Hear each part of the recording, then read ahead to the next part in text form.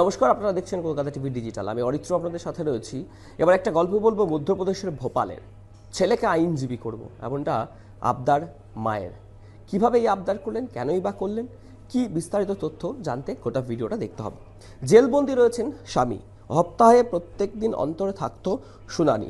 সেই দিন কয়েক আগেই শুনানির খাতিরে আদালতে গিয়েছিলেন স্ত্রী। তারপর সেই আদালত চত্বরে মা হয়ে গেলেন তিনি। এই গল্পই বলবো আপনাদের।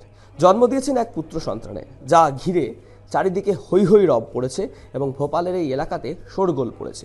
এমন বেনজির দৃশ্যের সাক্ষী থেকে অতবাক প্রত্যক্ষদর্শীরা। এই ঘটনার মধ্যপ্রদেশের দামোহ জেলা আদালতের। সম্প্রতি সেখানে জেলবন্দি স্বামীর শুনানির জন্য গিয়েছিলেন তার স্ত্রী, নাম স্বপ্না ভাস্কর।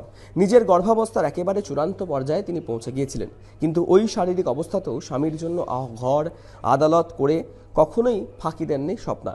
মঙ্গলবারও শুনানির খাতিরে ওই অবস্থাতেই তিনি আদালত চত্বরে গিয়েছিলেন। পরিবার সূত্রে জানা গিয়েছে, ফৌজদারি মামলায় হেফাজতে রয়েছেন তার স্বামী। তখনই তীব্র যন্ত্রণা শুরু হয় ওই মহিলার। হাসপাতালে নিয়ে যাওয়ার মতো পরিস্থিতি থাকে না। অলোক শ্রীবাস্তব নামে একজন আইনজীবী জানিয়েছেন, তৎক্ষণিৎ এজলাসে সবাই জড়ো হয় এবং একটা হইচই পড়ে যায়। কেউ কেউ কাপড়, জলের বোতল ইত্যাদি নিয়ে আসেন এবং আদালত চত্বরে কয়েকজন চিকিৎসকও নাকি উপস্থিত ছিলেন, তাদেরও ডাকা হয়ে যায়। স্থগিত হয়ে যায় শুনানি এবং ওই এজলাসেই নিজের পুত্র সন্তানের জন্ম দেন স্বপ্না। এদিন এই স্বপ্নার বোন বলেছেন যে এটা সত্যিই আশ্চর্যজনক, ওরা সুস্থ থাকুক এটাই কামনা করা হোক।